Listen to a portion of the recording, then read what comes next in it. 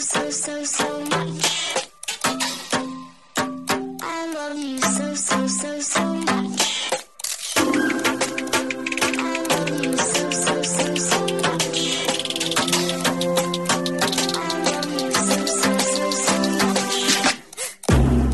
Hello, all you positive heads out there. Thanks for tuning your beautiful brainwaves into another episode of the Positive Head Podcast, where we are firmly convinced that creating success and happiness is rooted in understanding the ultimate nature of reality and the fact that as human beings, we are all immensely powerful fractals of the one and only source consciousness, which creates and animates all things. After years of exploring this awe-inspiring truth on this podcast, I am super excited to announce that we are now going even deeper down the rabbit hole on the new late-night style consciousness-elevating talk show called Optimistic, which features epic soul share interviews from the world's brightest luminaries, live painting from mind-blowing visionary artists, high-vibe musical performances, and last but not least, none other than you, the listeners. The show is being filmed out of the epic spaceship-esque property called the Mystic Manor that myself and the rest of the Optimistic crew now navigate reality from in the transformational vortex of Venice Beach, California. And there are multiple exciting ways you can co-create Optimistic along with us. Everything from coming to experience a life-changing, transformational Mystic Manor immersion week with me and the rest of the Optimistic family, which consists of workshops and unique experiences, including being on the show itself, to coming to participate as an audience member during a live taping, to viewing behind-the-scenes footage at the Mystic Manor each week, longer-run overtime interviews with my soul share guests on each episode, and even peeking in on our workshops and healing sessions each week. All of these options are outlined in detail on the webpage optimistic.tv. That's spelled OPTIMYSTIC.TV. To be perfectly frank, the cost to produce Optimistic is the biggest stretch I've ever made in my life. And it has been a huge leap of faith for me, trusting that if I leap, that the net will appear. So if your life has been enriched by Positive Head in any way, I'm asking you at this time to pay it forward by going to optimistic.tv and choosing one of the many ways to support the evolution of this podcast that is most in alignment with you so that we can reach a broader audience. There are options as low as $2.22 a month, and you can virtually experience life here at the Mystic Manor for only $7.77 a month. Pretty cheap, right? I'd also like to thank you in advance for honoring our soul contract to show up at this very special transitional time in our collective journey, as well as showing up for all the souls out there that will surely benefit from the monetary currency you were inspired to flow into this project to help us all step into a more optimistic world. Once again, the webpage is optimistic.tv. Otherwise, I look forward to seeing you all soon at the Mystic Manor. All right, all you positive heads, on this week's Soul Share episode, I'm very excited to have Trevor Hall here with me on the show. Trevor is a favorite singer-songwriter of mine who has been churning out consciousness elevating songs for many years now and is definitely on the rise as the world becomes more and more receptive to consciousness elevating art. Super excited to have you here, Trevor. Welcome to the show, my friend. Thank you so much. Thanks for having me. Yeah, this is going to be good. My listeners, I actually went and did something a little different yesterday. I don't think I've ever done this. I went, we have a Facebook group, maybe 10,000 or so, listeners of the show. And, I went and said, hey, I'm interviewing, Trevor Hall tomorrow. Who's got some questions for me? And I got a huge list. I was like, oh, this is actually kind of a fun way to do it. My friend, yeah, exactly. So I hope you're ready, man. Before I dive into those, I would like to start with the same sort of predictable question I always start things off with. And the question is this. You're in an elevator. The woman next to you looks over, says, what's your passion? You got 10 floors to answer. What do you say? Storytelling. Ah, mine too, thing. man. Mine too. Stories are the best, aren't they? Storytelling is what we're all doing, you know. It's exactly what we're doing. I'm so with that. Well, speaking of storytelling, why don't you start by giving us a little bit about your backstory? How'd you get here? Yeah, I'm a musician, storyteller, I guess, and you know, myself, and um, I grew up with music in the house. You know, my dad is a drummer and a musician, so we always had instruments all over the house, and pianos and drums and harmonicas and everything. And just growing up in that environment, it was really easy for me at a young age to really just um, I could soak up music like super early. Um, and have it be a part of Right. my life at like a, you know, super young age, you know. So Right.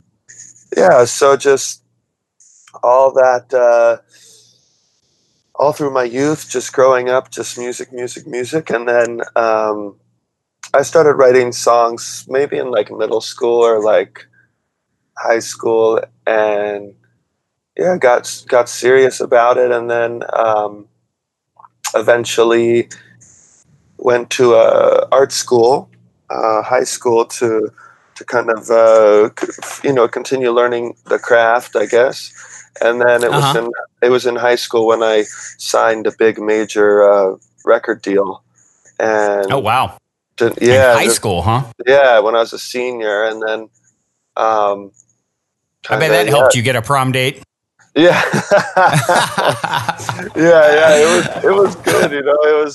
It was crazy. I didn't really, I guess, understand the magnitude of it, you know, at such a young age. You know, I was still a kid. I was Sure. just trying to be a kid, you know. Sure. And Sure. so yeah, so just graduating and kind of moving straight to LA and starting the journey of yeah, being a musician. It happened at a young age. How long ago was that?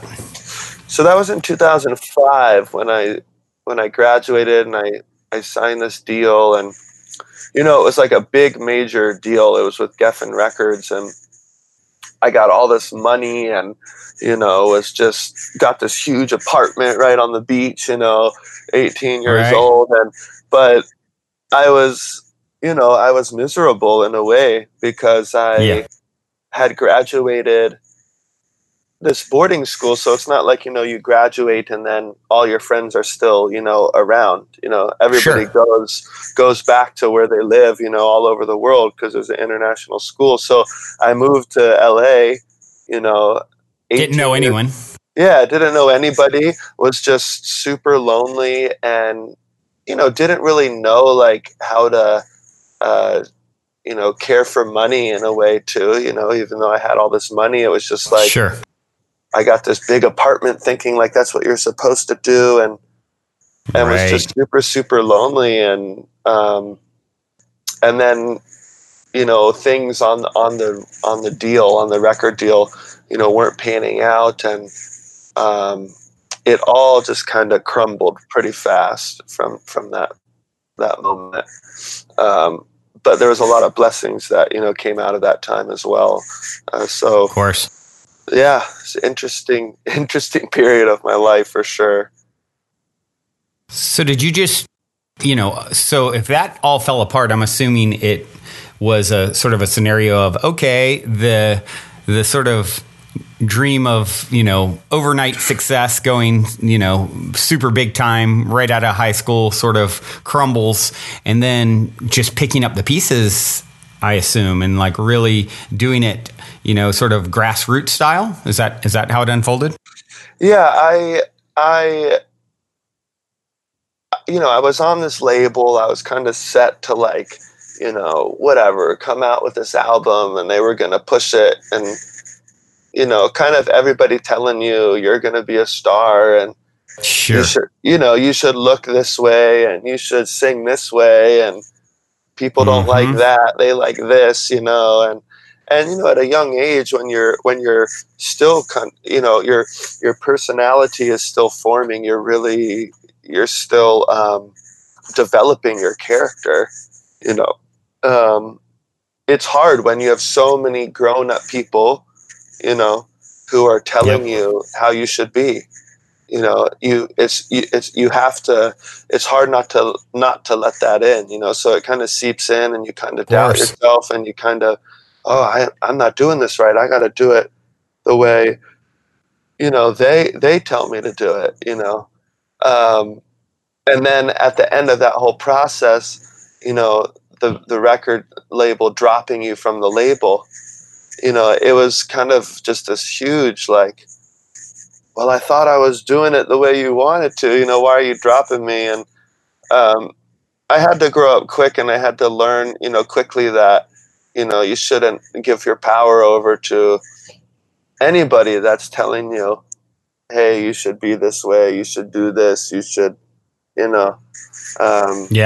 Especially when it comes to like how you should make your art. Yeah. Right. Which is coming from your soul. Exactly. Yeah. So at a young age, it was just, I learned that really fast about just, you have to stay true to what you want to create and what's in your heart and what you love. And, you know, don't pay attention to anybody else. You know, the greatest artists of our time were great because they didn't care, you know, about what anybody else thought. They just did what was they honored what was moving through them. So yeah, it's a constant practice, you know, to stay in that meditation, to stay in that, energy. Yeah. Right. Yeah. Certainly the great artists have not typically done it by emulating someone else and, you know, taking that path of, okay, here's what the people want. Here's how you should do it. Here's how here's how we package you. It's always come. I mean, if you look back, it's always come from, you know, Kurt Cobain didn't make it by trying to be Def Leppard, right? Right. It's like, so it's interesting that that's still like the pitch. And, you know, at that time, I imagine 2005, I mean, the world was just so turned upside down. I was in a band for many years. You know, I'm in California from Virginia originally, and I came out here pursuing music. And, you know, I didn't get the big deal that put me on the beach, but we got a development deal at the time with Elektra Records. This is around 2000. And even from 2000 to 2005, when you're talking about, it was such a shift in the whole record business, right? I mean, these major labels now, as you can attest to, aren't really sort of the powerhouses or necessity they once were. So I got to imagine being an 18-year-old kid. 2005 is this total weird world in the music industry space. You're hearing all these different things. You're probably hearing all kinds of different things from the world at large about, you know, music and the way it's, you know, MP3s now and we can share it. And it had to be just like confusing as hell for you. Yeah, it was crazy. I mean, it's crazy. It still is crazy. You know, everything is moving so fast and everything is changing so fast. You know, I think as artists, we have to constantly develop with the times and constantly change with the times, you know. It's just part of the journey, and it never stops. You know, it never stops. It's always something. So, yeah, man, just dancing with it all. Dancing with it all. Yeah. You know, one of my favorite singer-songwriters, Sting, said it well, let your soul be your pilot. And I feel like that's something that you really have captured. And I believe that's part of the sort of appeal to, you know, obviously you're super talented singer-songwriter, incredible voice. But, you know, the lyric for me as someone who is, you know, always words has been, you know, sort of a big thing, and writing lyrics and everything in my band was my favorite part of it. So that really speaks to me when someone's lyrical content is, you know, so heartfelt and uplifting, and, you know, just telling a story. You know, Sting, of course, using him as an example, one of the greatest storytellers ever in music, and you know, you do that really, really well too. So I guess that leads me to a question in regards to your views. We talk a lot on the show about the ultimate nature of reality and spirituality, and the inherent oneness of all things, and being fractals of the source consciousness that creates and animates all things. And I assess from your music that you sort of have a perspective similar to that. This is the first time I've talked to you, so I'm curious what your views are on the ultimate nature of reality and how that sort of plays into your music. Oh, that's a big question. Yeah, it is, isn't it? We got time, Trevor. We got time. Yeah, I mean, it's weird, because for me, these songs come through me, and a lot of people, they tend to think, oh, that's where he is, Mm-hmm. that's like where he is, like in this moment, And for me, it's not so much the case, I'm really I'm a listener, and I'm listening to these songs, and these songs are coming from some other whatever place and talking to me, and I'm a listener just like everybody else, even when I'm up on stage and I'm whatever playing, a concert or something, I'm always just listening, and I'm always just being guided, like, by these songs, being guided into a space or a place, Mm-hmm. So that's why I love music so much, is because it's so healing for me. That's the healing aspect of it, is that my mind kind of gets out of the way and I'm just observing, I'm just kind of in this witness state of this exchange of energy, So, with that being said, I've learned a lot from the music and continue to kind of learn a lot from the music. And for me, it's this world or whatever it is, it's just it's a crazy dance, It's just a crazy Certainly dance. Is. And I'm like such a small human being, I don't know. I don't know, and I don't necessarily want to know, in a way, what this is all about, Interesting. For me, it's about surrender,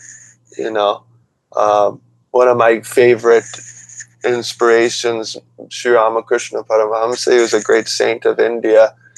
Mm-hmm. And he had this beautiful saying where he said, you've come to this mango grove to taste the sweetness of the mangoes. What good is it to count all the leaves and all the trees? That's not going to tell you how sweet a mango is.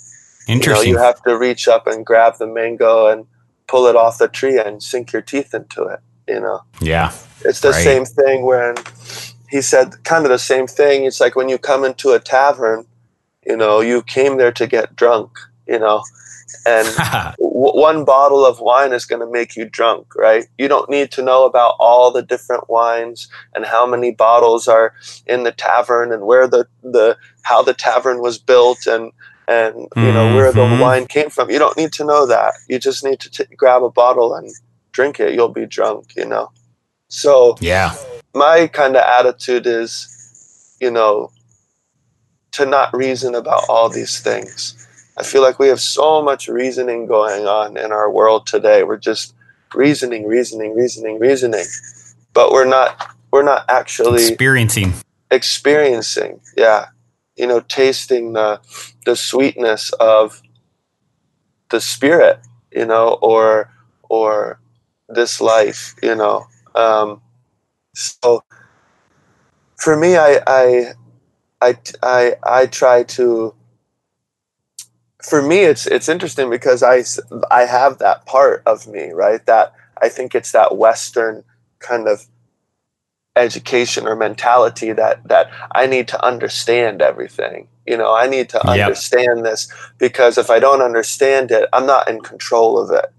Right. I feel like, especially in the West, everybody's always trying to explain things and describe things, because it gives us a sense of control. And the things that we can't explain, the things that we can't understand, we're scared of them, because those things remind us that we're not in control and that we don't know everything, right? But so what do? We push them away, right? We push those things away. We push them away. We don't, those are scary things, you know? Right. But when we look at all these great wisdom cultures and indigenous cultures, and these cultures that have put spirituality as the greatest treasure of life, you know, these wisdom keepers of the earth, all of those cultures, they turn into those spaces. They turn into those undefined spaces, and they sit with them, and they don't try to figure them out. They just sit with them and they learn from them. You know, they don't push them away. You know, they don't reason about them, this and that. And through that process, those spaces reveal, I think, the greatest realizations and treasures of life to them, you know? So, you know, for me, it's just, I don't try to think about what does this all mean? And, you know, the greater, I don't know, that's not my attitude. My attitude is to have an intimate relationship, you know, have an intimate experience with the Great Spirit, you know. And I've always been kind of taught, you know, through the saints and yogis and even people here today, you know, that I've met, you know, the ones that have inspired me are the ones that have taught that this relationship doesn't have to be so far-fetched, that the relationship of the Spirit can be as intimate as a mother and a child, you know, can be as sweet as a friend to a friend, you know.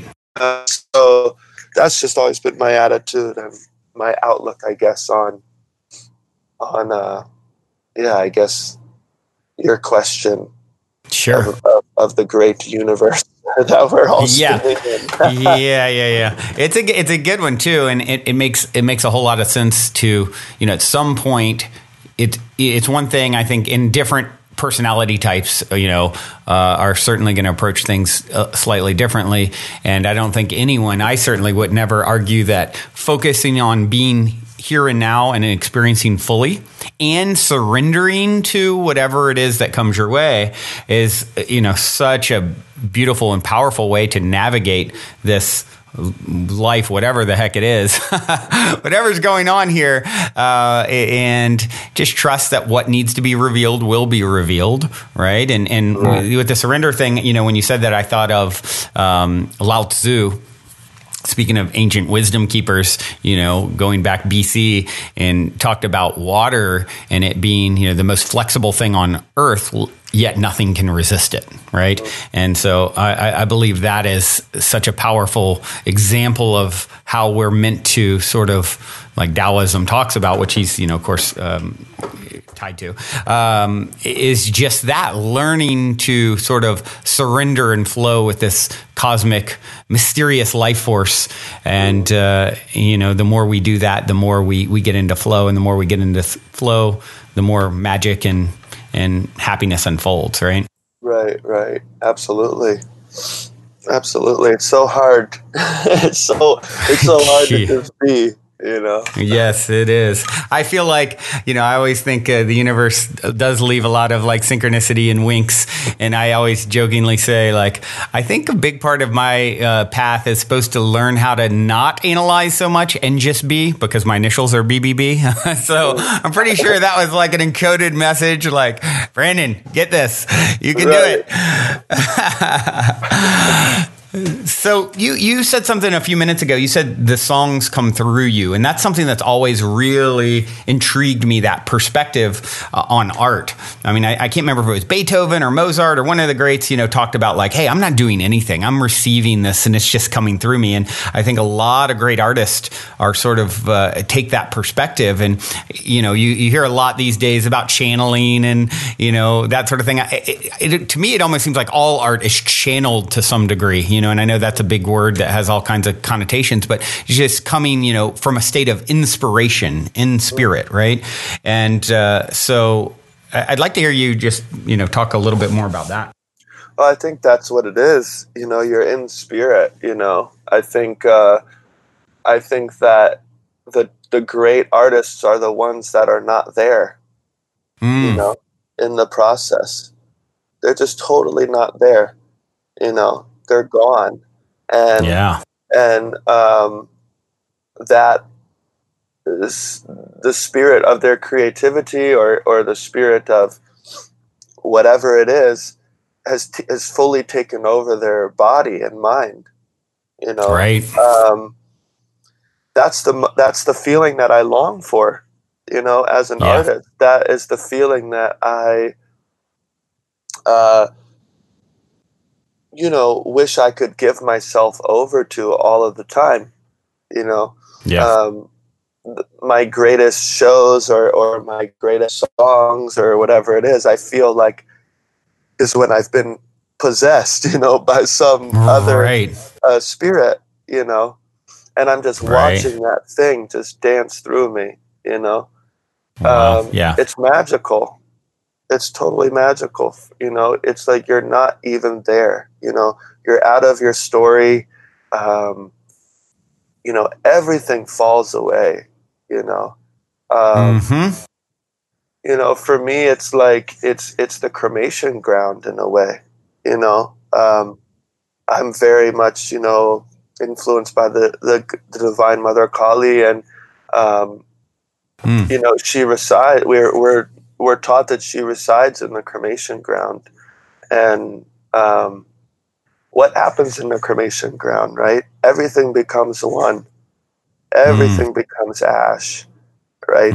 There's no more distinction between people or things or levels or degree or characteristics. No, it's all gone. It's all burnt in the fire of consciousness, of the fire of love, and everything becomes ash. That's why ash is so sacred to all the yogis. That's why they dress themselves in ash, right? It's a symbol. It's a symbol of oneness, So that feeling of I guess that the spirit coming through and myself dying in a way, right? That to me is the holy cremation ground. And that's when I'm most at peace in my life, is when I'm gone. My story is not there, Right. It's just a magical feeling. It's a magical feeling, and it's what I just live for. I fiend for that. And it's it's ironic because I'm not there, right? But I feel I feel most like my real self. Right. It's the irony. Interesting. And it's the divine kind of paradox that is so interesting. So, it's a magical place, that place. It's a magical place to be in. Yeah, that's really interesting, the idea of like you kind of sort of removing yourself, but then also it almost makes me think of like being in deep meditation, right? Like people talk about, okay, once you're in deep meditation, you actually silence the mind for a moment, and spirit can kind of, instead of always being broadcasting, we're always broadcasting. I do a whole lot of broadcasting. It's like you're receiving, right? Yeah. And in this case, with as performing music, it's sort of a hybrid of the two, right? You're both receiving and broadcasting. It's just like flowing through you, and you're in this sort of ecstatic state, just experiencing the magic of it, right?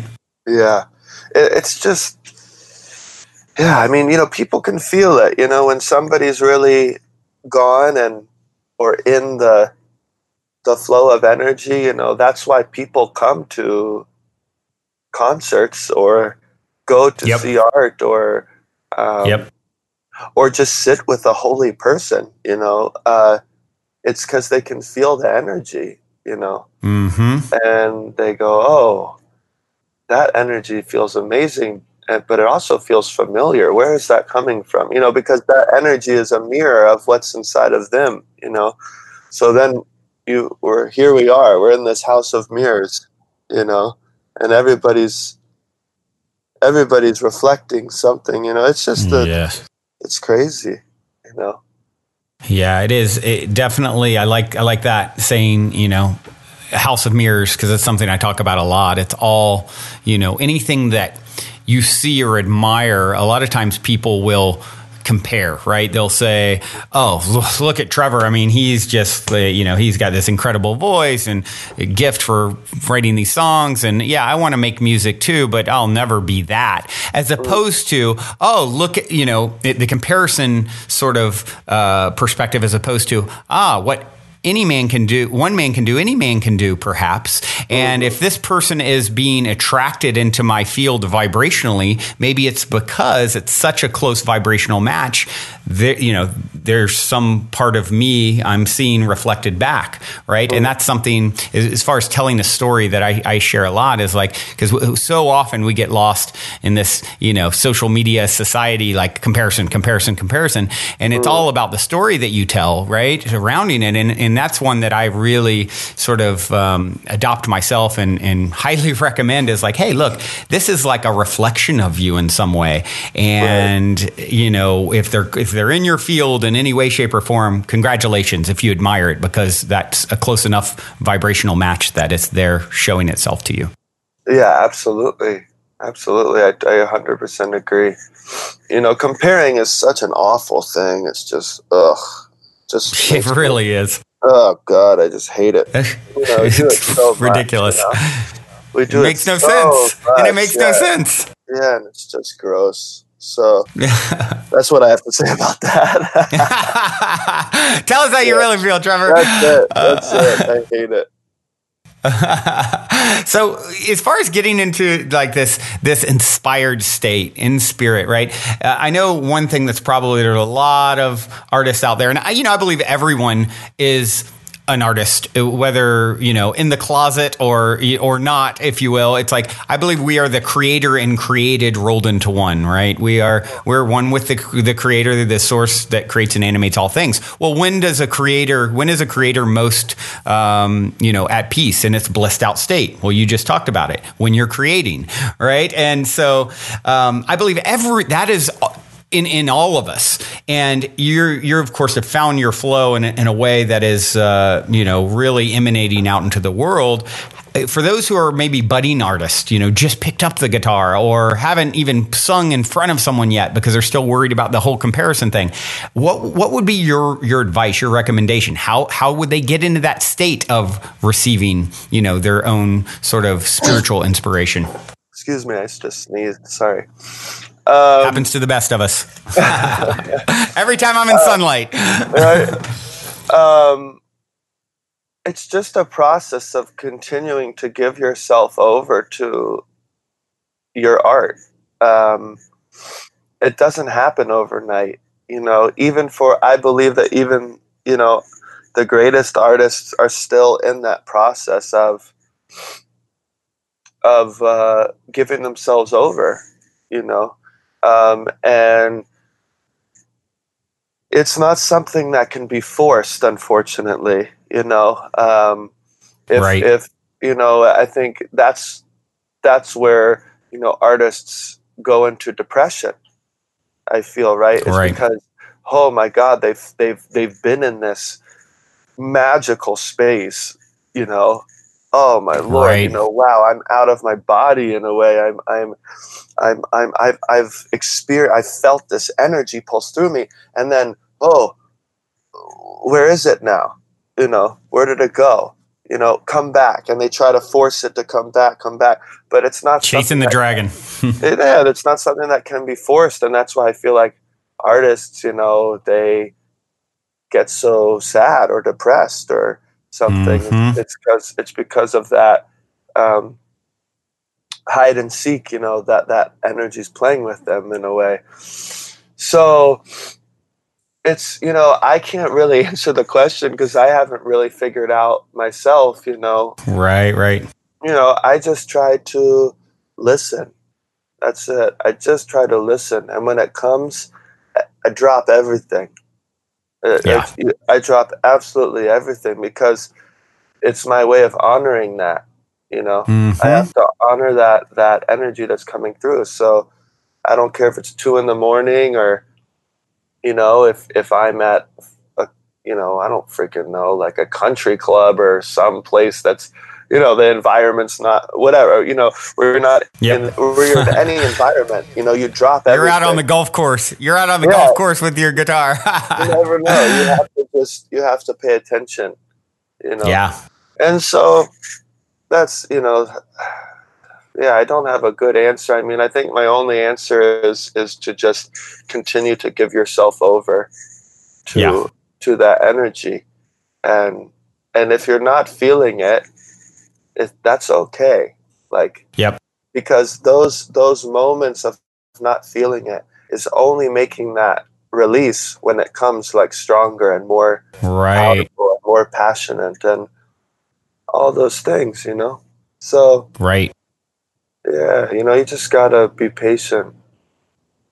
I think that's an important piece of advice. Is like it is there is no artist out there who is, you know, sort of constantly making these incredible works of art.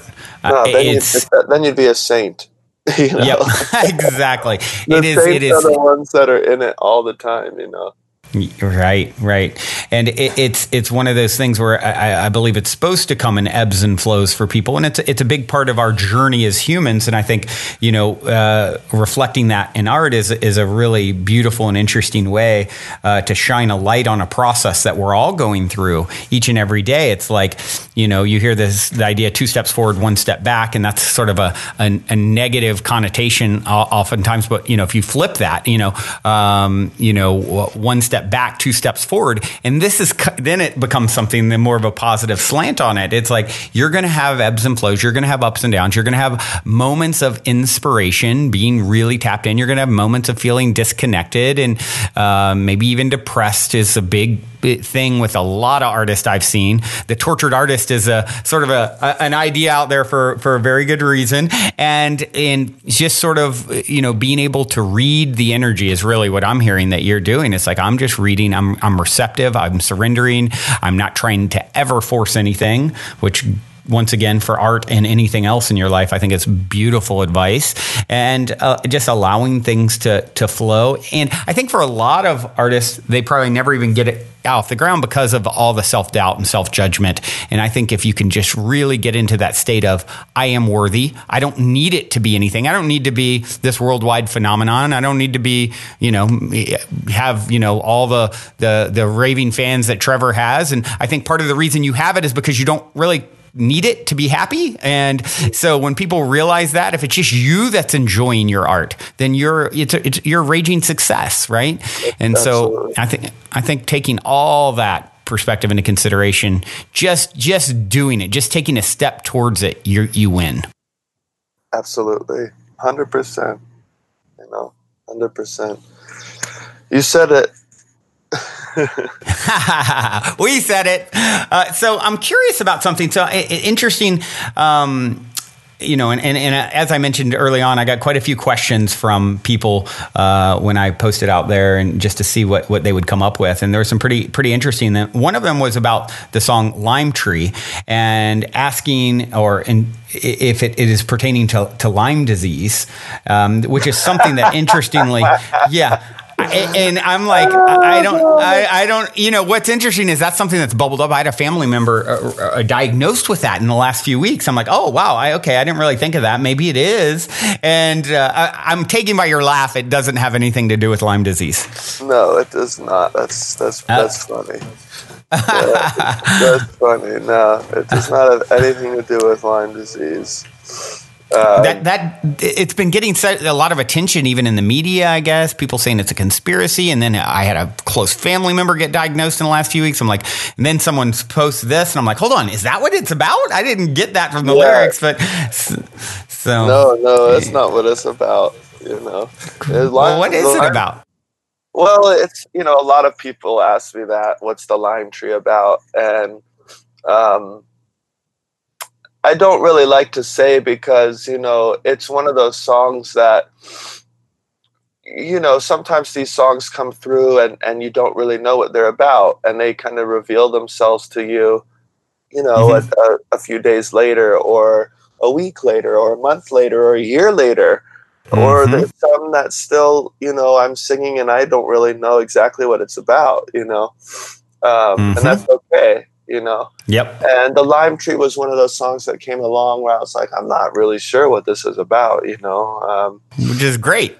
I don't really understand it, but it gives me a feeling, of something. Yep.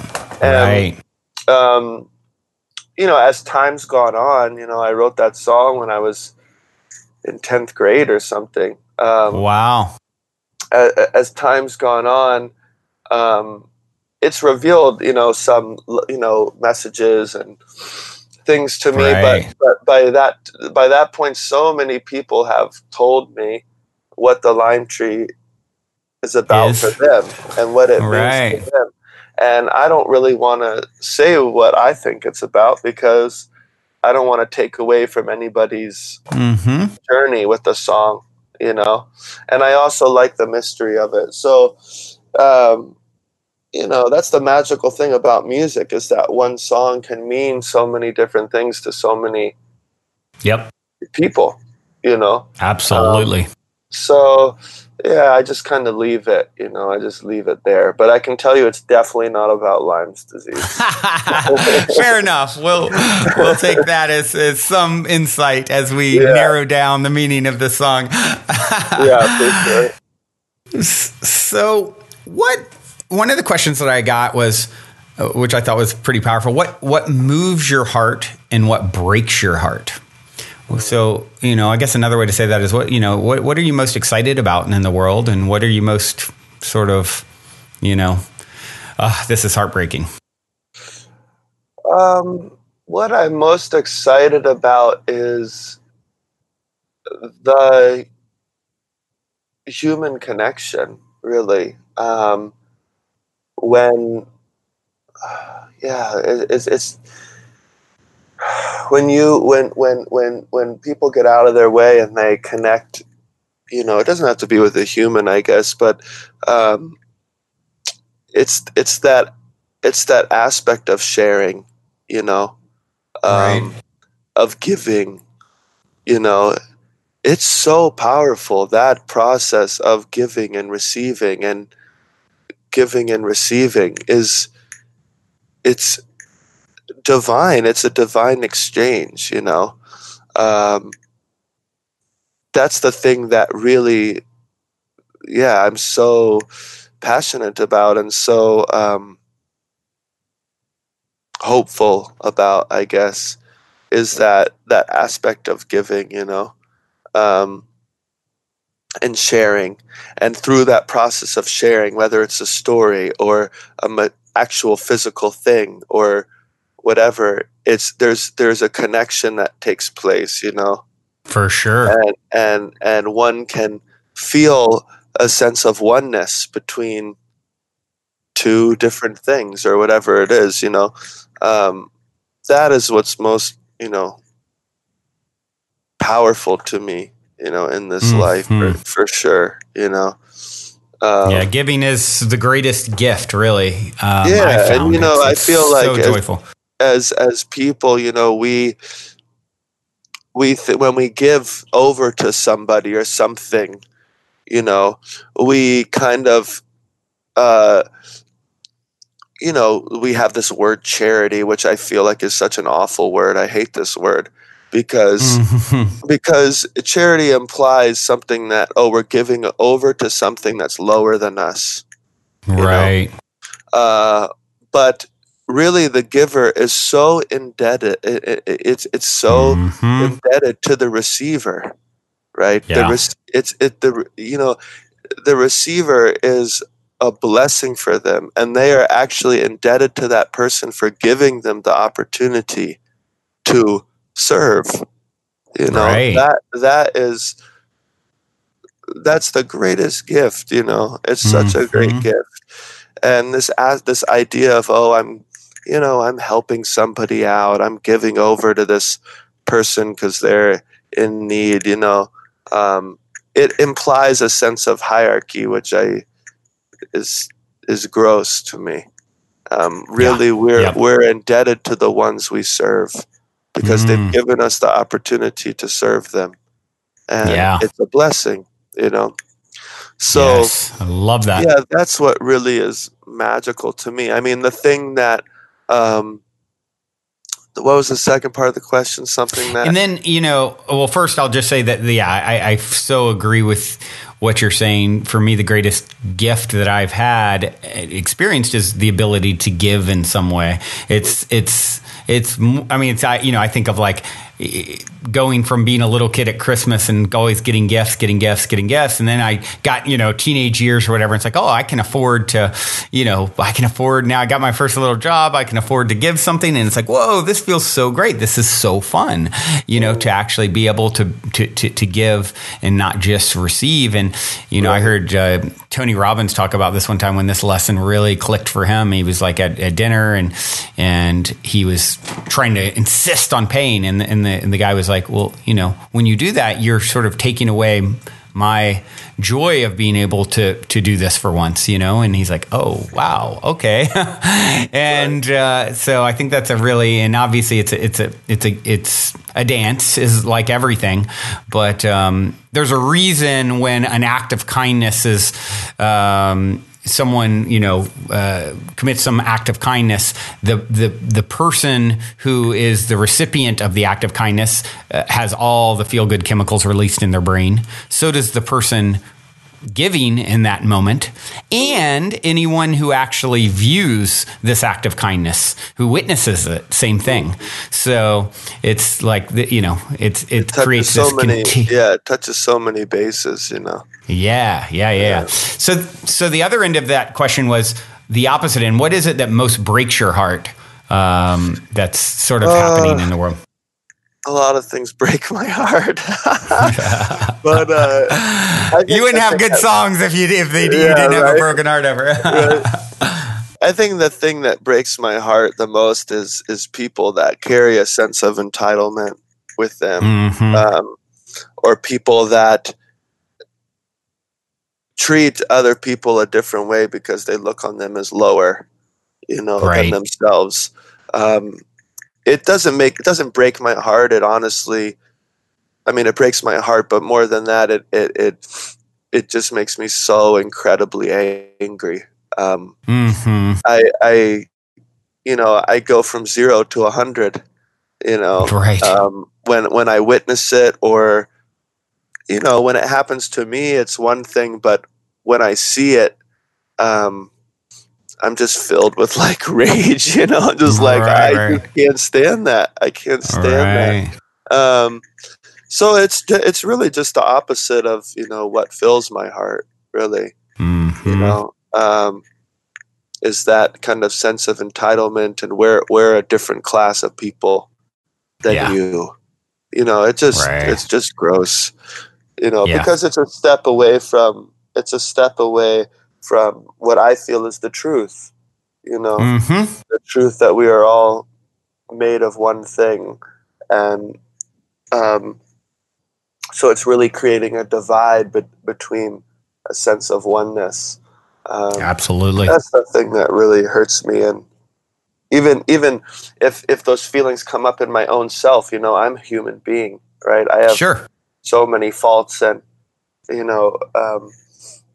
if those feelings arise in my own consciousness of, oh, I'm that I look on that person lower than me, then I just it's just the conditioning of our society or whatever, or I'm just like, that's just gross. Like, Jesus, I'm disgusted with myself, So that's a thing that really just pisses me off, really.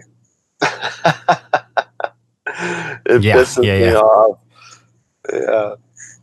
Yeah. No, I feel you. My brother wrote a song one time, and I've always I love the lyric. He said, humility is the key word when faced with these lessons. And, you know, I love to see your humility. I mean, obviously you're, you know, certainly on the rise. You know, more, I'm hearing your name more and more people know who you are, you know, and for good reason. So I imagine, well, for one, I just admire your humility, what I'm seeing and feeling most importantly here. But I imagine as you sort of, your influence in fan base and everything sort of grows, you're probably, I assume, getting exposed to more and more other artists who are coming from a different slant on, which maybe is very entrenched in ego. EGO, everybody's greatest obstacle, right? Or edging God out. And so I imagine that you're bumping up against some of this sort of perspective more often. Is that the case?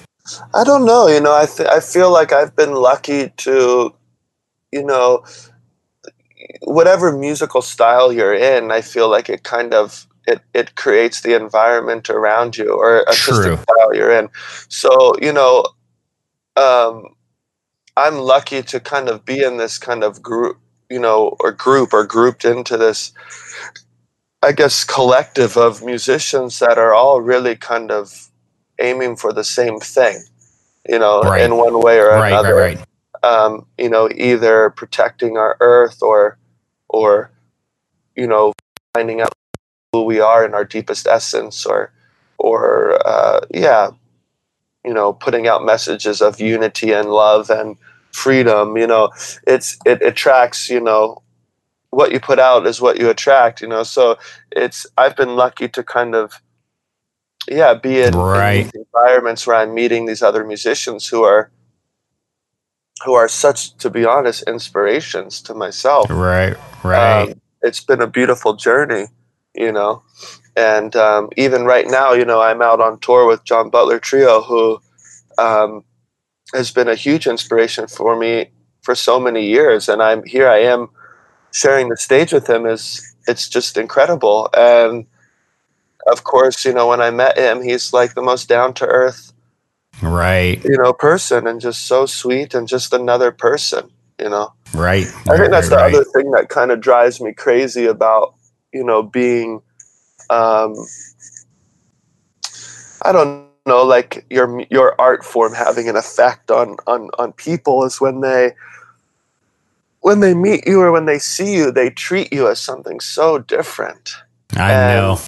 It's just so uncomfortable. It's so it really is uncomfortable, and I feel like it's you know, we have a responsibility as artists to be an artist, but I feel like people also have a responsibility to the artist, to treat them like a human being, and because we are all in one family.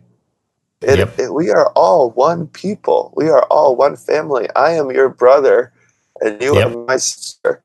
And a sister's not going to treat a brother that way, or a brother's not going to treat, you know, a father that way, or whatever it is. We should all be treating ourselves as intimate companions in this life, you know, as human beings, you know. So that's another thing that kind of irks me, I think, you know. And when that kind of happens, if I'm out on the road or at a concert, or I meet somebody that's just kind of blowing you up, you know, and treating you like this god, my attitude is to throw it on the other side, is to be completely normal. Say, hey, what's up? You know, where you're from? Like, you know, it's just it's, you know, it's that too. That attitude is also taking away from our sense of togetherness and our sense of unity, and create separation, right? And it creates separation, and it's the thing that drives me completely insane. Insane. Yeah, I have to, with this show, of course, I do these interview style, but most of my episodes are just me sort of, as I put it, teaching best what I most need to learn. And so you have sometimes almost 1,000 episodes of people having heard or listened to me and followed, for years. And then when I meet them in person, it's like, that's always the thing I'm most cautious about. Do not make the mistake of like putting me on any pedestal or guruizing me or whatever, I am like a student first and foremost. And I believe anyone who really has their pulse on what's going on, the more you know, the more you realize you don't know, kind of thing. And so I think that's a super powerful example that you're setting and important. And I think you said it really well. Like, hey, people who are bumping up against you out there need to really be aware of that. Like, are you putting Trevor on some pedestal? If so, why? Because it's not necessary. And, it's... I think people are getting better about it, though, probably, too. You look back to, like, imagine being the Beatles in the 60s, right? Yeah, for sure. The olden days, I think it was much more intense. I think you're right. People are kind of, I guess, I don't know, coming to their senses in a way that nobody's perfect, Yep. It's funny, because the greatest, like, again, the people that the saints and these people, the yogis and whatever, these people that I'm inspired by, and people that I've been lucky enough to meet, that are that are held in so much respect and so high esteem, they're the most human people I've ever met. Yeah. So incredibly human. And that quality of them being so human makes them so divine. It's the divine paradox in a way, and we think that we have to shine, we think we have to just like be this elevated, levitating, being. But that's not what's going to make you special in my book, Yeah, absolutely. What's going to make you special is the intimacy of being human and vulnerability and vulnerable. Absolutely, yeah. I am with that 111%, my friend. Yeah. So you're married, correct? I am married. Yeah. So one of the questions that someone had was, what is your thought on, you hear a lot about like twin flames and soulmates and that sort of thing these days. What is your thought on that whole notion? Yeah, I absolutely believe in soulmates and I'm not as familiar with twin flames, but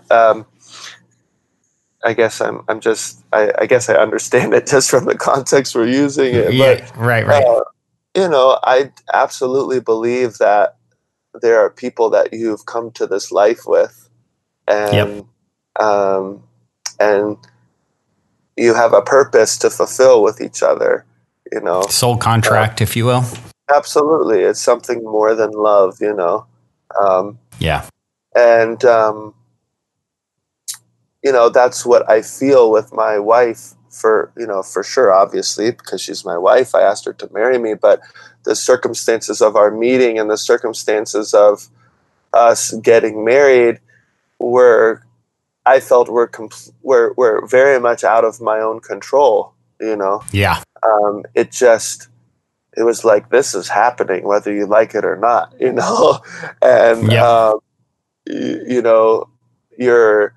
you guys are made to be with each other and made to learn from each other and made to be each other's teachers and walk through life together and love each other. And,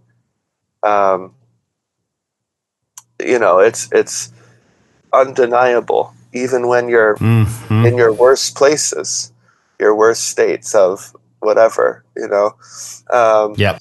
So, yeah, I 100% agree in all that, and it's one of the beauties of life, for sure, is that kind of, just Growing with another is like, Yeah. I would say the most enjoyable thing that you can experience. Relationship is probably the most foundational reason for us being here, to experience it. And Right. Eckhart Tolle said, I saw this just very recently, and I thought it was pretty powerful and potent, and I'm curious what your thoughts are on it. He said, if I accept the fact that my relationships are here to make me conscious instead of happy, then my relationships become a wonderful self-mastery tool that keeps realigning me with my higher purpose for living. Wow, that's beautiful. Yeah. That's wonderful. Yeah. It really is. Absolutely. It's relationships. Yeah, they're wonderful. It's also the hardest thing one of the hardest things there is to go through, I think, because that person is just a reflection, but I can honestly say that some of the greatest lessons that I have learned about myself and this world have come from being in a relationship with my wife. Right. And I would have never learned those things about myself if I wasn't with her. And so, I honor that so deeply. And it's just been a beautiful, wild, crazy ride, and I'm sure it only gets deeper. Yeah. Yeah. And, I think for a lot of people too, they get hung up on the idea that, certainly many, many people come together and it lasts a lifetime, right? And then there are people who come together for a certain amount of time. And then I believe, sort of like Eckhart Tolle said, it's all about your growth. And when that opportunity for mutual growth has sort of played itself out and exhausted itself in a way, then I believe a natural separation occurs. Mm-hmm. And for many people, this happens prior to their death, so right. There's this like, oh, we were so madly in love and everything was perfect. And then I don't know what happened. All of a sudden things felt differently. And then they try and force it beyond that expiration date and can't, because we get so familiar and it's what we're accustomed to and comfort and all those things. And then it really gets sort of painful for people. And, right. I think that's an important perspective that needs to be shifted on our planet. This idea that relationships have to last forever in order to be successful. And they're certainly beautiful when they do. And, when someone goes down the path of marriage, which is incredibly, brave and bold, it's like, but then if it doesn't pan out for people, it's like, oh, we failed. And I think that's a huge, perspective shift that needs to happen in our society. Oh, yeah. 100%. I think that part of being in a relationship is surrendering to the relationship and surrendering to the time that you are together. Right. And I think that I've met a lot of my greatest friends are divorced, and talking with them about it, they are like best friends with their ex right. Wives or husbands now, and they honored the time that they've had together and the lessons that they learned together, and now they're not apart, or they're not together anymore in that capacity, right. but they honor the time that they had together and have moved on. Yep. On the other hand, I think that in our society today, divorce is such a easy way to just get out of something. Easy. That's not feeling right. It's like, oh, we're in a fight. This isn't working. I'm out of here. Yep. And that kind of hurts the sacredness of the vow to be together and support each other, and through thick and thin, so there has Instead to be of working through it. Yeah, obviously there's I feel like people should get divorced after they've given it 100% and have really exhausted all their energies, or else you're hurting the sacredness of the marriage, right? But Absolutely. I definitely am not somebody like, people that get divorced. I do agree with you. It's not this failure of a person. It's Yep. there's a way to honor the time. There's a way to honor the lessons and the time and the experiences that you've had together, and acknowledge that, okay, this is now over. And it takes great strength to do that, so yeah. Absolutely. Absolutely. So one of the questions here that someone wrote in was curious if plant medicines have been a part of your journey. hmm I mean, when I was in high school, I definitely experimented a lot with plant medicine. I mean, not to a great extent, but in high school, I is when I first ate mushrooms for the first time, and it was obviously it was a magical experience, and it really burst me open in a lot of ways. And there was a period in high school where we were eating mushrooms, pretty consistently, maybe like Right. once a month, or for a period of a few months. But it was such a sacred thing for us. It wasn't like, oh, let's eat these mushrooms and get crazy, Yeah.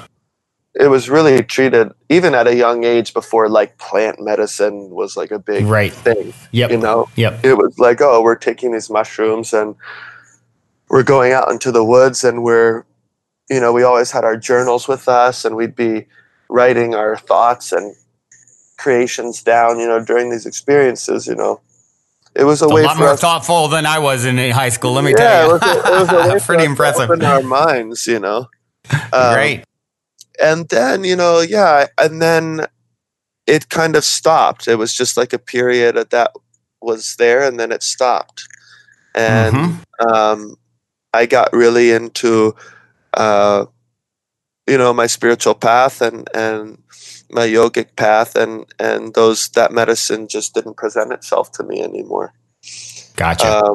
So, it definitely helped me in my early years, and I feel like right now it's kind of making a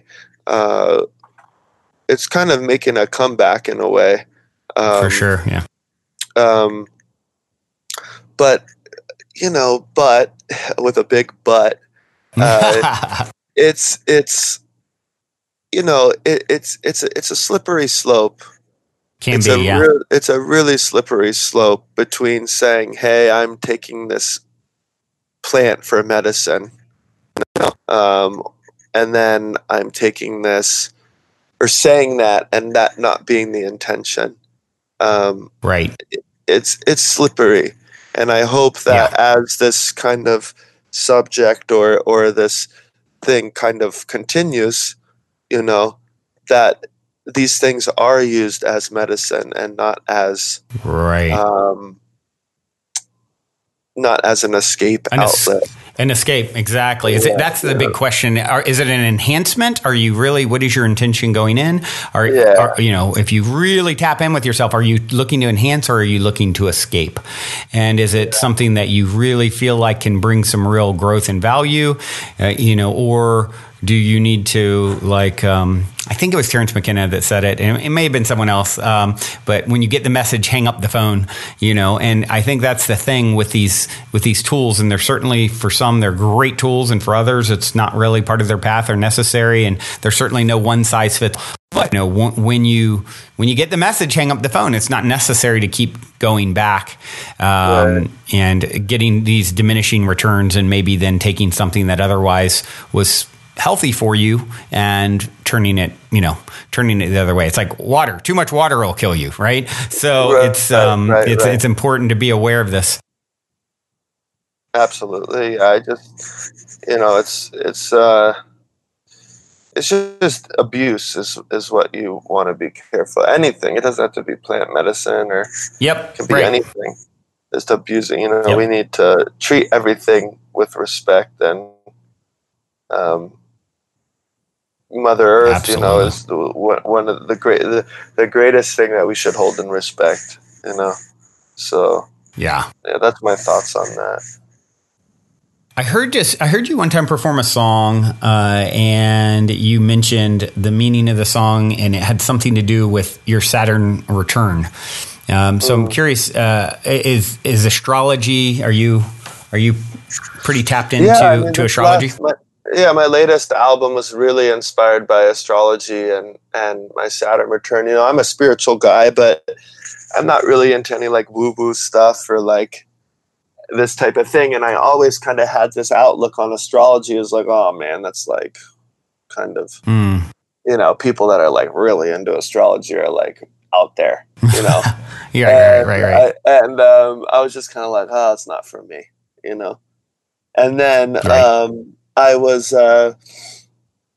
I had a friend of mine that I was on tour, you know, I remember, and I had a friend of mine that wrote me an email and said, hey, you know, I wanted to gift you a session with my astrologer.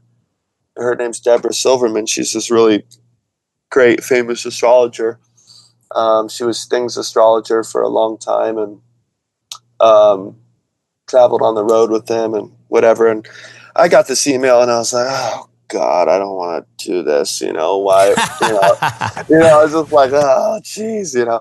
But you know, my friend it was a gift, and I just felt like I want to honor his gift. And Obligated, so yeah. I was like, sure, whatever. Like, that's fine. Let's do it. You know. And I got on the phone with her. I remember I was in Orlando. I was in a hotel, and I got on the phone with her, and I'd just given her, you know, my birth time and my birthday and where I was born, and that was it. And she just blew my mind.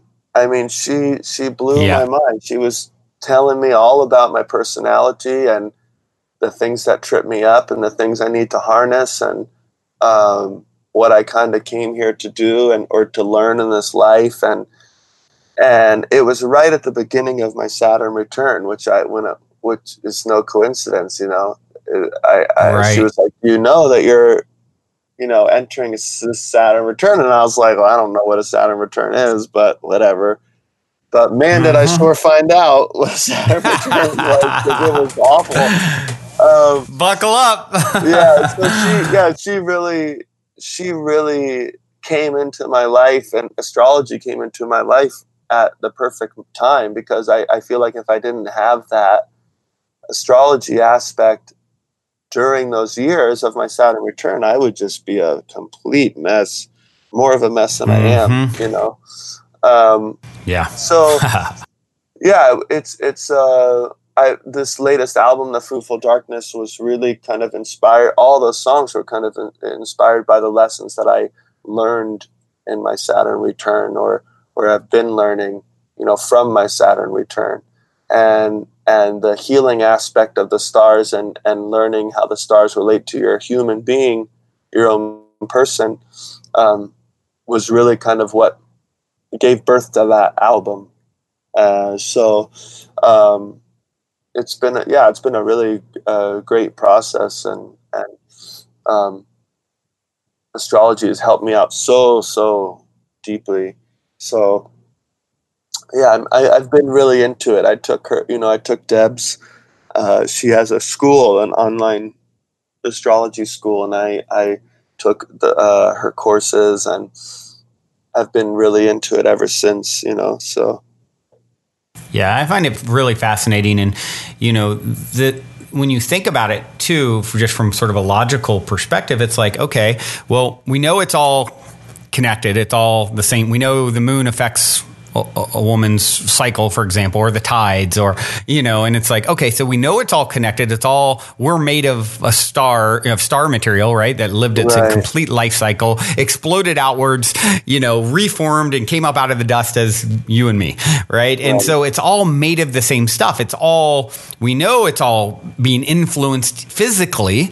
If it's all the same stuff physically, and, you know, we all agree it's the same stuff spiritually, it certainly seems to be pointing in that direction. Consciousness, the consciousness that animates my form is a consciousness that animates your form. Then it's a logical conclusion that it's all affecting each other. Right. And then when you take the sort of, I have a lot of people on the show who have had claim to have some pretty profound, sort of spiritual experience or insight or channeling or, whatever. And the way I approach all of that stuff, I mean, I'll have people, Trevor, that are, and I'm sure you've come across lots of people like this. Maybe you've had these experiences. Oh, I just, I see multidimensional entities or angelic entities, or I've been, at extraterrestrial experiences, whatever it may be. There's, I look at those things as, okay, there's people who are claiming a lot of things that maybe I haven't necessarily experienced, but what is the energy and intention behind the person? Do they feel clear? Is the information that they're sharing powerful? And and a lot of times what I've found is, people who claim these things are, like I'm channeling this, Abraham is a great example. I think one of the great teachers, it's like, okay, I don't know whether you are or you aren't talking to some non-physical entity, but the information is so empowering and powerful and inspired, I feel. And so when you start looking at that sort of phenomenon as a potential, and then you see people who, take a shaman on plant medicine. Oh, I was told to go to this place in the woods and find this particular, herb to help heal this particular person. And it worked. It's like now you start playing with the idea of getting information from, physical locations, and you tie that into, okay, where did all this information about astrology come from? Well, we know there's a lot of people who are tapping into information aside from what they sort of bump up against with their five senses. So, right. Or it appears that way. So now you start, sort of applying that idea as a real potential, and you tie all that together for me, and it makes a lot of sense that there's something going on really powerful with astrology and numerology and things like this. Yeah, absolutely. I mean, it just kind of shows the greater connection, like you're saying, the greater connection of this thing that we're in together. I mean, the moon affects the waters. It affects the tides, so of course it's going to affect us. Yep, we're made of almost all water, right? Exactly. So. It's all just, it's all just about, I think, trusting the way of the energy, the flow of the energy that's happening, and not trying to control it, and just being guided, just being guided by the greater force that's all around us and everything, Like with astrology, with that thing, like I said, I was really opposed to it, turned off to it, whatever, right? But this person came into my life, and at the exact time, that I'm starting Saturn return, like, come on, So it's all, I know all of us have had experiences like that in one way or another, synchronistic experiences. So yeah, it just happens. Yep. Well, speaking of, that's a great segue as we sort of wind down here. As the listeners know, I love hearing stories of synchronicity or serendipity or a positive paranormal story. You got anything good like that up your sleeve for us? Yeah, I'm thinking, serendipity. One of my favorite stories is, I was, so growing up as a kid, right, my dad is from St. Louis, and his dad, is from St. Louis. And so we always had St. Louis Cardinals. The St. Louis Cardinals, they're the baseball team, from St. Louis, if you're not familiar with sports. But growing up, we had all this Cardinals, gear in our house, memorabilia, playing cards, hats, bats signed with, by St. Louis Cardinal, like this. And growing up, it was just a thing. I wasn't so much into baseball, but it was just a thing, And I remember as a young boy, growing up in South Carolina, my grandparents moved down to Florida. We would always drive down to, Florida every spring break to see my grandparents. And I would always go with my dad and my grandfather to spring training. The Cardinals baseball team would come down to Tampa, and they'd train there in the spring. And it was just a thing. It was just a thing that we did as a father, son, and grandpa. It was just a connection, you know. And the Cardinals always held that connection for me, that connection to my grandfather and the connection to that part of my family, you know. Right. So anyway, time goes on, time passes. My grandfather passed away a few years ago. And when he passed away, my mom's father also passed away at kind of the same time. So I had a few, you know, grandparents that passed at the same time. And I had this desire that came up in me, this feeling that I want to perform a Shraddha. Right? In India, a Shraddha is what they call it. It's like a feeding of the ancestors, right? So when people pass over in your family, in India, they perform this ceremony that feeds their ancestral bodies, and kind of you put prayers forth, and that your ancestors may be born in a healthy family or in a spiritual place, or like this. It's kind of considered the duty of, you know, a son or a daughter or a person, anybody in the family. It's considered a duty to feed your ancestors in this way. So I became really obsessed with this idea. Not upset. I was just, whoa, I have a strong desire to do this, you know, right. Now that my grandparents have passed. And so I talked about it with one of my teachers, and he said, well, when we go back to India, because at that point in my life, I was going to India every year, he said, we can perform this, we can do this ceremony at the Sangam, which is a holy place in India where our ashram is, our guru stays. It's where these two rivers come together. It's called the Triveni Sangam. And it's a very holy place. And a lot of people go there actually to perform Shraddha. So it was a good coincidence that our ashram is there, and that, you know, whatever. So anyway, a couple of years later, so I forget how long it was, but we go back to India and we go to Allahabad where the Sangam is. And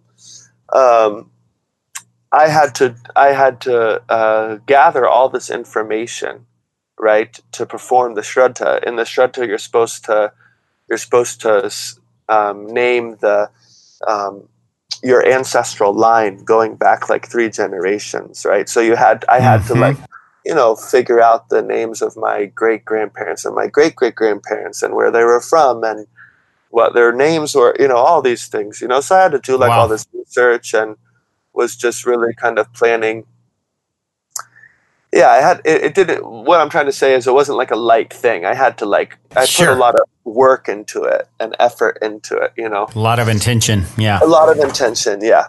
So anyway, we get to India, and my guru had arranged for us to use our, like, kind of like a priest that has been affiliated with our ashram for like a long time, you know.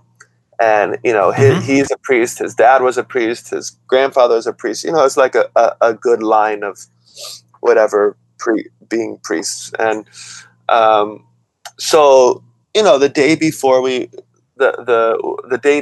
had picked this, you know, day in the calendar, that was like an auspicious day to do this. So the day before, we go into town and we go to the priest's house to kind of discuss this ceremony that we're going to do and what I need to get and all this stuff.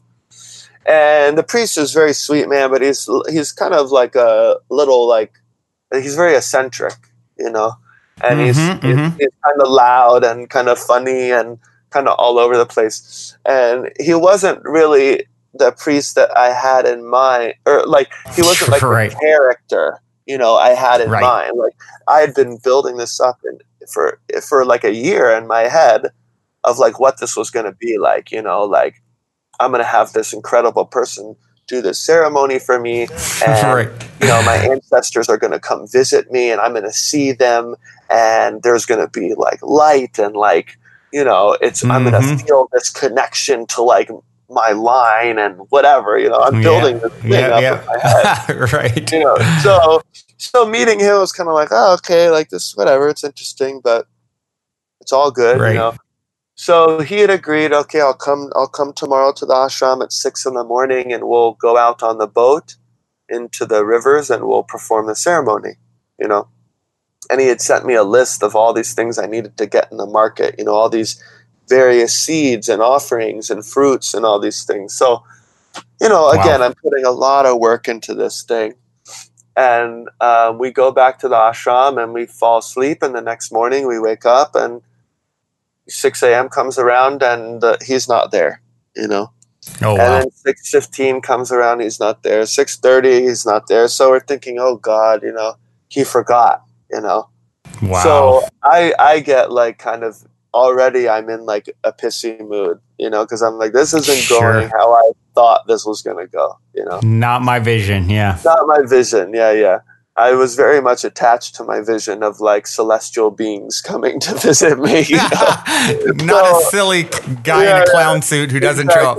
Exactly. So 7 a.m. So we go back to sleep, right? And then like 7 a.m. comes around, like he shows up at our door and knocks on our door, and he's like, right on time, And I'm like, oh my God, we're not right on time. This is, what the heck, man, So I was already kind of in a bad mood, right? So then, like, we come out of our room, and then he's like, let's have tea. Our guru's like, let's have tea. So I'm like, oh my God, this is just like we're postponing this event that I've worked so hard to like whatever. All right. So anyway, we get done and we leave the ashram and we're walking down to the rivers. It's like a 10-minute walk from our ashram, and just to give some significance about the place, it's where the Ganga and the Yamuna meet. And then they believe there's a mythical underground river, the Saraswati, that also meets there. And that meeting of rivers is the yogis believe it to be like the third eye, right? It's kind of a representation of the third eye. And this is where the Kumbh Mela happens. It's a great gathering of humanity, and every 12 years, they believe, it's a long story, but they believe that this place, the waters, it turns into the nectar of immortality, and everybody comes to take a bath. And the last time I was at the Kumbh Mela on the main bathing day, there was about 100 million people there. Holy moly! It's really intense place, But anyway, we're there, and all these different priests and pundits, they take these rowboats out to the center of the rivers, and they kind of drop anchor, and they kind of form this island of boats, and they sit out there all day, and different pilgrims from all over the world come out there and they perform blessings like this. So anyway, we get in the boat, we're rowing out to this island of boats in the middle of the river. And we get there and we get out and we start this ceremony, And we start this ceremony, and the priest is, he does this every single day, right? He's done this every single day of his life for God knows how long. So it's just another day to him. Sure. So he's, rattling off these mantras and going so fast and I'm just like, he doesn't care. This guy doesn't care, so I'm just getting more and more frustrated, more and more angry, And at one point, he's saying these mantras, and I'm supposed to repeat the mantras. And he's saying them so fast, I can hardly, understand. And at a certain point, he just gives up on me repeating the mantras, and he's just repeating them. And I'm just like, man, this sucks. Like, this is this is like really a bummer, considering how much I put into this, and my grandparents are, have passed, and I feel absolutely nothing. Like, I feel nothing. Like, I'm in this super holy place. Other than agitation. Oh, yeah. I just nothing. Like, blank. Nothing.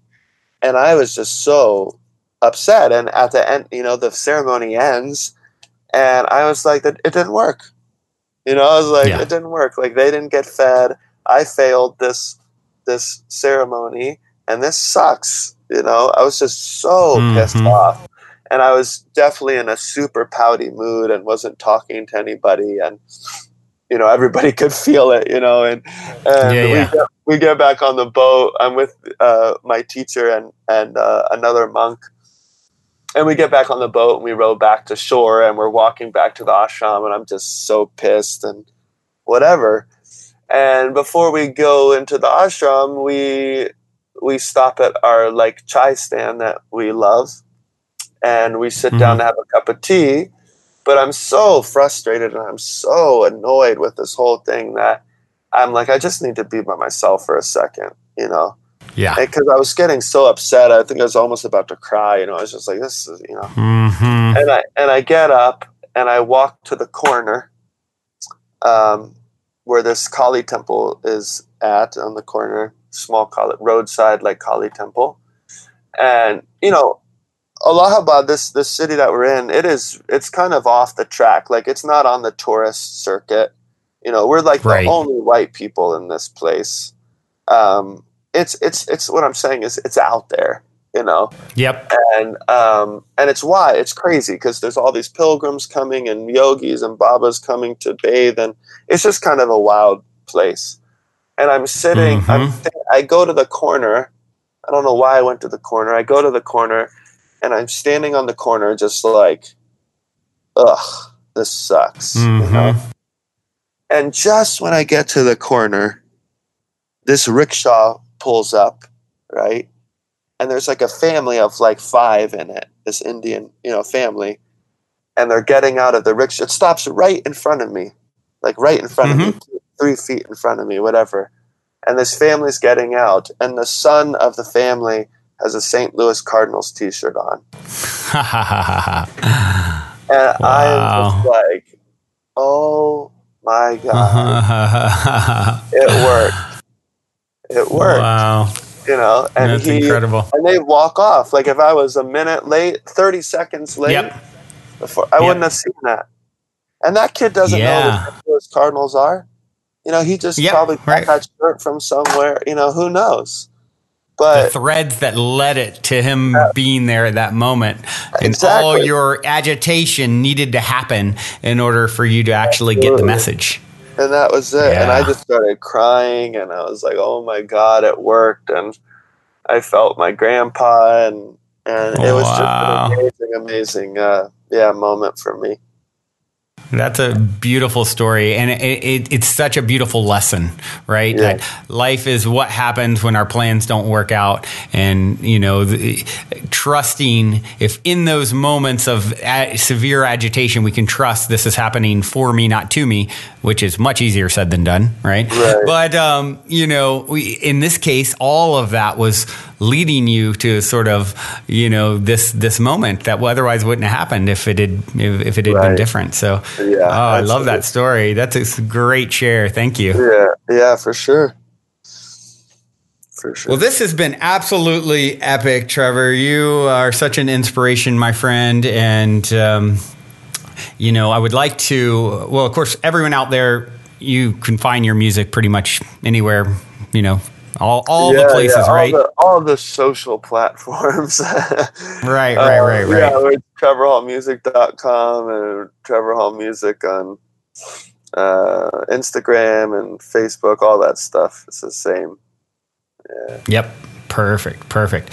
And, one of the things that before we leave these guys off, I thought leaving them off with a song off your newest album would be really cool to do. And I'd like for you to maybe pick a song that you feel would be most appropriate. I think that you got me in the India mode after telling that story. I think that The Weaver would be a good one. The Weaver it's a really dear song to me. I wrote it in Calcutta in, I think, like 2011. And it was really inspired by the Baals of Bengal, who are a group of people in Bengal that are kind of like these divine minstrels. They're musicians, and they're very, very eccentric and radical, and but they believe in music to kind of be the way to lead them into their hearts, into the divine, which they call the Moner Manush, which means the person of the heart. And it's an oral tradition. They don't have anything written down, and they pass everything down through song. But the word Baal means mad, and so they're called the madmen of Bengal. Not mad like I'm angry, but they're called the madmen because they're mad for the spirit. And so when they sing and they dance, they kind of try to invoke the spirit of madness. So The Weaver is kind of a song about that kind of longing for that energy. I also long to be mad. I long to be mad for the spirit. So yeah, it's kind of a tribute to them, and also kind of an invocation saying, hey, let that spirit, awaken in my own being as well. Beautiful, beautiful. I'm so glad we got the insight into its meaning. And, I just in the process of launching a new late night style show, which is going to have soul shares like this, but also features visionary artists, live painting, and live music performances at the end. And perhaps we can, when you're in the Los Angeles area, we can get it live and direct. That would be an epic addition to the show. The new show is called Optimistic, spelled MYSTIC. So sort of the evolution of the Positive Head podcast, taking it to video, and it's recorded out of this cozy spaceship looking property in Venice, and would love to get you here, my friend, to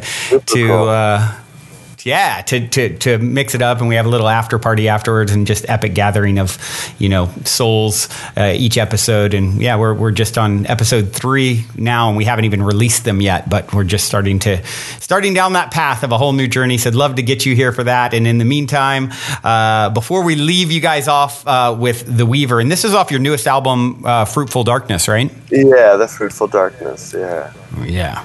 Cool. It's a beautiful, beautiful album and song. Hope you guys enjoy. One last question before we play The Weaver, and that question is this. In 60 seconds or less, what is the meaning of life according to Trevor Hall? The meaning of little life... cliche for you.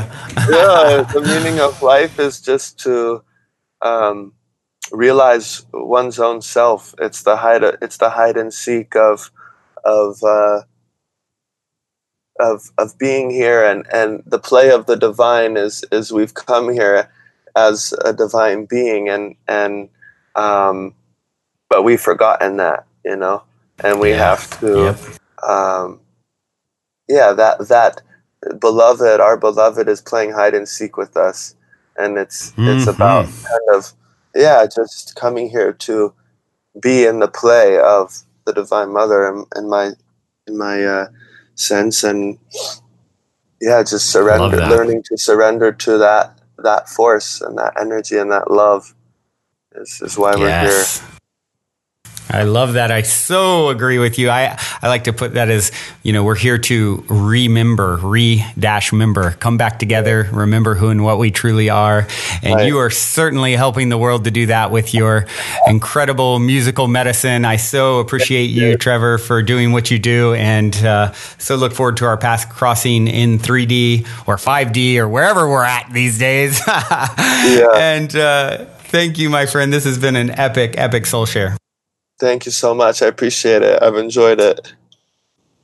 Everyone, I hope you enjoy the song The Weaver from Trevor Hall. Until next time, journey well, everyone. Love you so, so much.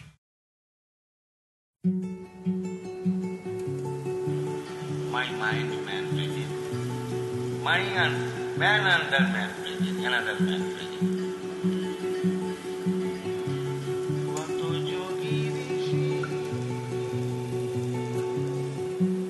Like fire on the mountain and bliss upon a star, a symphony of thunder.